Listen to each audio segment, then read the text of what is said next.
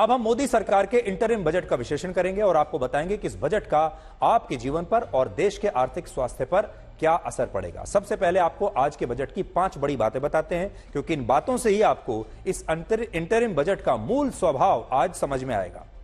पहली बात, यह लोकसभा चुनाव से पहले सरकार का आखिरी बजट था, लेकिन इसके बावजूद सरकार ने इसे चुनावी बजट नहीं बनने दिया। सरकार ने इस बजट में ऐसी कोई लोक लुभावन घोषणा नहीं की जिससे उसे चुनाव में फायदा होता, और यह मोदी सरकार ने एक नई परंपरा की शुरुआत की है। इससे पहले हमारे देश में अंतरिम बजट का मतलब चुनावी बजट होता था, जिसमें सरकारें बजट के माध्यम से लोगों को अलग अलग लालच देकर चुनाव में जीतने की कोशिश करती थी। लेकिन मोदी सरकार ने इस परंपरा को आज बदल दिया। दूसरा, इस बजट में सरकार का कॉन्फिडेंस यानी उसका आत्मविश्वास साफ दिखाई देता है, और इससे पता चलता है कि मोदी सरकार आने वाले लोकसभा चुनाव में अपनी जीत को लेकर पूरी तरह आश्वस्त है, और प्रधानमंत्री मोदी को अपने काम पर, अपनी उपलब्धियों पर इतना भरोसा है कि उन्हें ऐसा लगा नहीं कि बजट में कुछ लोक लुभावन घोषणाएं करके इसका कुछ फायदा उठाया जाए। तीसरा, इस बजट को आप मोदी की गारंटी वाला बजट भी कह सकते हैं। इस बजट में प्रधानमंत्री मोदी ने देश को वर्ष 2047 तक विकसित भारत बनाने की गारंटी दी है, और यह बजट ग्रोथ ओरिएंटेड होने के साथ फ्यूचरिस्टिक बजट भी है और काफी प्रोग्रेसिव बजट है। इस बजट की थीम है विकसित भारत एट 2047, और सरकार ने 75 वर्षों के अमृतकाल के बाद अगले 25 वर्षों को कर्तव्य काल के रूप में परिभाषित किया है। चौथी बात, यह नई जातियों वाला बजट है। अब नई जातियां आई है। क्या जातियां हैं देश की?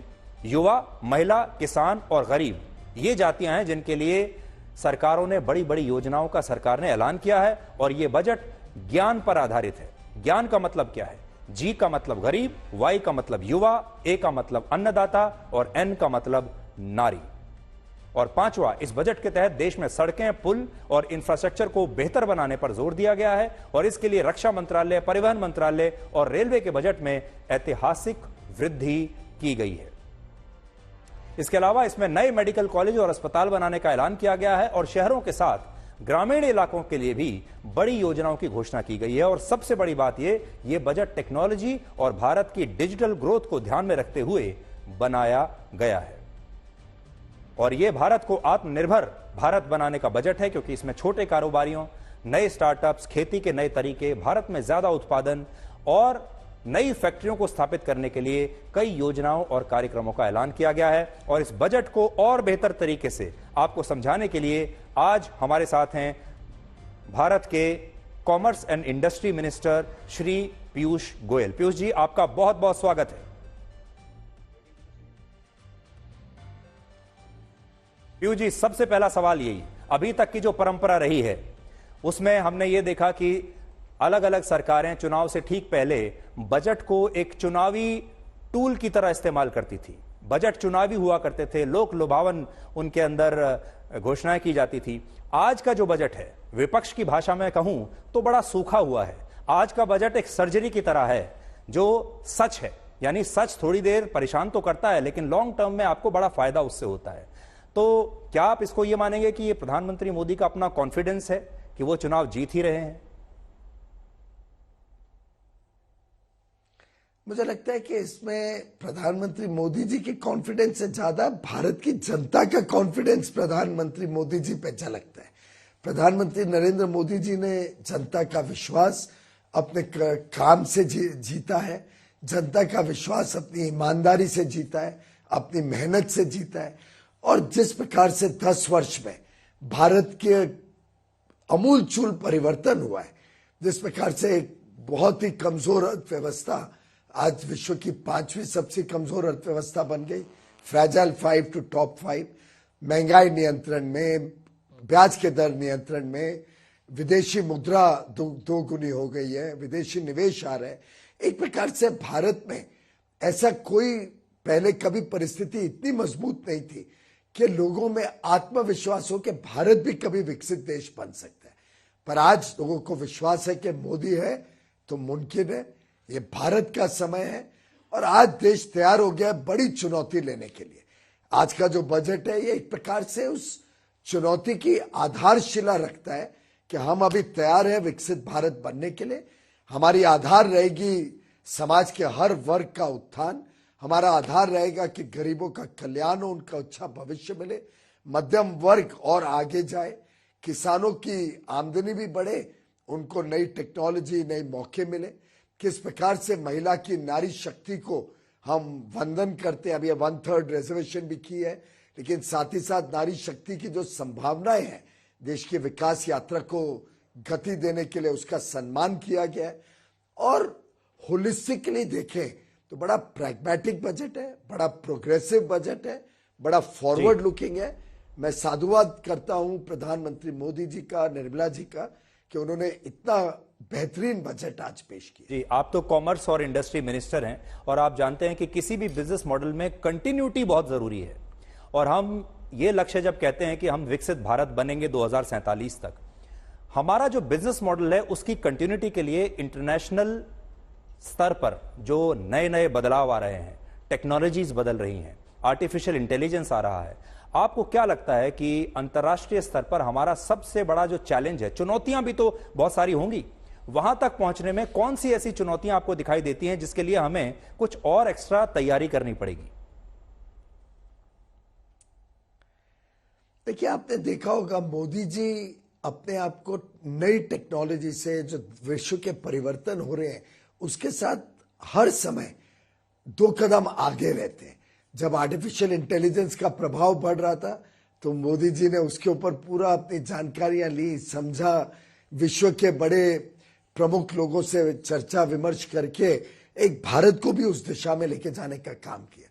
कोविड आया, इतनी बड़ी महामारी, इतना बड़ा चैलेंज, क्राइसिस, हमने उसको भी एक मौके में परिवर्तित कर दिया। उसका भी लाभ कैसे देश को लंबे अरसे तक रहे, उसमें हमने नई शोध भी करी, अपना वैक्सीन भी बनाए, अपनी पूरी फार्मा इंडस्ट्री और बड़ी खड़ी हुई। अब चुनौतियां तो आगे भी आएंगी, पहले भी थी। चुनौती का सामना आप समझदारी से करो। और जैसे आपने करेक्टली कहा, दुनिया चाहती है स्टेबिलिटी, प्रेडिक्टेबिलिटी, ट्रांसपेरेंसी। दुनिया चाहती है कि देश निजर काम ना करे, कंसिस्टेंसी रहे देश की अर्थव्यवस्था में, देश की पॉलिटिकल लीडरशिप में, देश की नीतियों में। और मैं समझता हूं मोदी जी ने जिस प्रकार से देश का नेतृत्व किया है, जिस प्रकार से उन्होंने एक पूर्ण बहुमत वाली सरकार जो जनता के आशीर्वाद से मिली, उसके रहते देश को तेज गति से रिफॉर्म, परफॉर्म और ट्रांसफॉर्म की दिशा में लेके गए, जिस प्रकार से उन्होंने युवाओं में उत्साह बढ़ाया, चाहे वो स्पोर्ट्स का फील्ड हो या डिफेंस में आत्मनिर्भरता हो, चाहे इनोवेशन की दुनिया हो या इंक्लूसिव ग्रोथ की बात हो, हर तरीके से प्रधानमंत्री मोदी जी ने देश का आत्मविश्वास और देश को एक नई ऊर्जा दी है बड़ी छलांग लगाने के लिए। और मैं समझता हूं कि जैसा वो कहते हैं, यही समय है, देश के लिए सही समय है। जी पीयूष जी, आज जब निर्मला जी अपना भाषण दे रही थी बजट का और सारा ये अनाउंसमेंट हो रहा था, तो हम सब विश्लेषण कर रहे थे कि इस बजट में क्या अच्छा है, क्या खराब है। जो एक बात कॉमन सब लोग कह रहे थे वो ये है कि इस बजट से सरकार का आत्मविश्वास दिखाई देता है और इस बजट से पता चलता है कि मोदी सरकार को यह विश्वास है कि वही वापस चुनाव के बाद लौटने वाले हैं। तो इस पर आज मैं आपसे ये सवाल पूछना चाहता हूं कि अगर आप लौटेंगे पहले से मजबूत होकर, पहले के बराबर सीटें लेकर, पहले से कम सीटें लेकर, क्योंकि 272 से कुछ भी ऊपर मिल जाए तो वापसी तो हो ही जाएगी, क्या लगता है आपको? दो चीजें, पहले तो हमारा आत्मविश्वास तो है ही, लेकिन उस आत्मविश्वास की आधारशिला भारत की जनता है। जनता ने जो प्यार, जनता ने जो विश्वास मोदी जी को दिया है, जिस प्रकार की आज उनकी पॉपुलैरिटी है, जिस प्रकार का लोगों में एक धारणा बन गई है कि मोदी है तो मुमकिन है, मैं समझता हूं उसके आधार पे हमारा आत्मविश्वास है कि हम जीत के आएंगे। और मेरा पक्का आपके चैनल पे ये भविष्यवाणी लेनी है तो भविष्यवाणी ले लो, आकलन लेना है तो आकलन समझ लो, लेकिन पूरी चारों दिशाओं में देखकर, हर राज्य का परिस्थितियों को जांच के समझकर मैं विश्वास के साथ कह सकता हूं पिछली बार से अधिक सीटें लेके भारतीय जनता पार्टी और एनडीए की सरकार आने जा रही है। दोनों बीजेपी और एनडीए की पिछली बार से अधिक सीटें आएंगी, ये मेरा पक्का विश्वास है। इसमें भगवान श्री राम की कितना योगदान होगा? देखिए, हम तो बहुत आस्था रखते हैं। हमारे लिए तो भगवान प्रभु श्री राम का आशीर्वाद बहुत जरूरी होता है हमारे सभी काम में। ये आज की बात नहीं है। मैं समझता हूँ जिस दिन से पैदा हुआ हूँ तब से लेके आज तक हमारी आस्था प्रभु श्री राम पे रही है। हमारा विश्वास है कि प्रभु श्री राम का आशीर्वाद भारत पे है, हर भारतवासी पे है, और हर भारतवासी के दिल में राम बसे हुए। तो प्रभु श्री राम का आशीर्वाद विकसित भारत के लिए सदैव बना रहेगा, ऐसी मैं उनसे प्रार्थना भी करता हूं। और मुझे पूरा विश्वास है कि भगवान देशवासियों के साथ है। पीयूष जी, मेरा सेकंड लास्ट सवाल आपसे ये है कि मोदी जी जब से आए और आपकी सरकार जो है वो रेवड़ी कल्चर के खिलाफ अपने आप को बताती है और आपने रेवड़ी कल्चर को समाप्त करने की कोशिश की है, लेकिन अभी भी समाज का एक बहुत बड़ा तबका है जिसे हमें अभी एक्स्ट्रा एक बूस्ट देने की हमें आवश्यकता पड़ती है। जैसे $400 बिलियन डायरेक्ट बैंक ट्रांसफर में आपने दिए, $260 बिलियन का लोन मुद्रा स्कीम में आपने दिया, इसी तरीके से फार्मर्स को भी आप लगातार, किसानों को भी पैसा उनके खाते में भेज रहे हैं।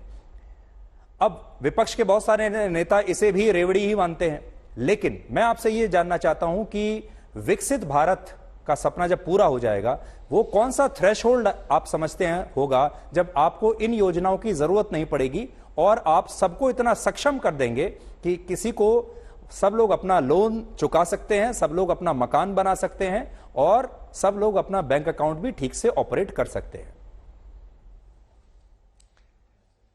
मैं समझता हूं आपने स्वयं ही इस बात का पुष्टिकरण करी कि एक प्रकार से प्रधानमंत्री मोदी जी की कोई योजना देख लो, वो सशक्तिकरण करती है, सशक्त बनाती है हर व्यक्ति को, उसको अपने पैर पे खड़े होने के लिए तैयार करती है।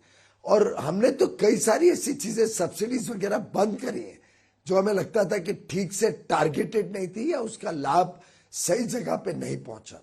लेकिन ये भी बात सच है कि हम अब ग्रोथ फेज में है। ग्रोथ फेज में हमें सहायता भी देनी पड़ेगी अलग अलग वर्गों को, जिन लोगों को वर्षों वर्षों तक या दशकों और सदियों तक, पीढ़ियों तक शोषित रखा गया, वंचित रखा गया, उनकी सहायता करना, उनके लिए एफर्मेटिव एक्शन, ये हमारे सबकी सामूहिक जिम्मेदारी भी है। पर मेरा विश्वास है कि जैसे जैसे आर्थिक प्रगति होती है, जैसे जैसे देश में रोजमर्रा की जरूरतें, रोटी, कपड़ा, मकान, स्वास्थ्य सेवा, शिक्षा, बिजली, सड़क, पानी, अच्छी कनेक्टिविटी, रोजगार के अवसर, नए काम के अवसर, हमारे युवा युवतियों को अपना काम करने के लिए सहूलतें, ये सब चीजें जैसे जैसे और प्रचलित होंगी और देश आगे बढ़ेगा, विकास आगे होगा, तो स्वाभाविक रूप से सब लोगों तक ये सहूलियतें पहुंचेंगी, तो देश भी विकसित होगा और एफर्मेटिव एक्शन आस्ते आस्ते जरूरत नहीं पड़ेगी।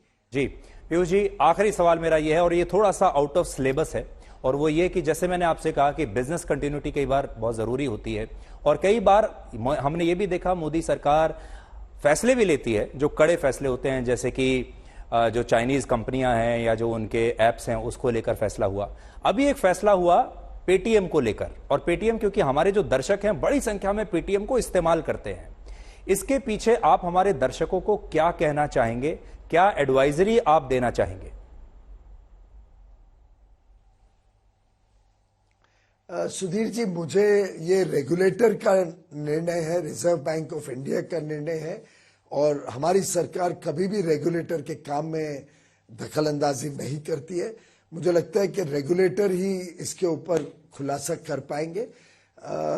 जो भी रेगुलेटर निर्णय लेगा सोच समझ के और सभी पहलू को ध्यान में रखते हुए रेगुलेटर डिसीजन लेता है। जी, तो अगले लोकसभा चुनाव के बाद भी पीयूष जी एक कैबिनेट मंत्री के तौर पर हमारा आपके साथ इस तरह से इंटरेक्शन जारी रहेगा, ये हम आश्वस्त होकर आज चल सकते हैं? Thank you so much. मुझे लगता है कि प्रधानमंत्री नरेंद्र मोदी जी इस देश के प्रधानमंत्री बनेंगे, इस बात के बारे में आप आश्वस्त रह सकते हैं।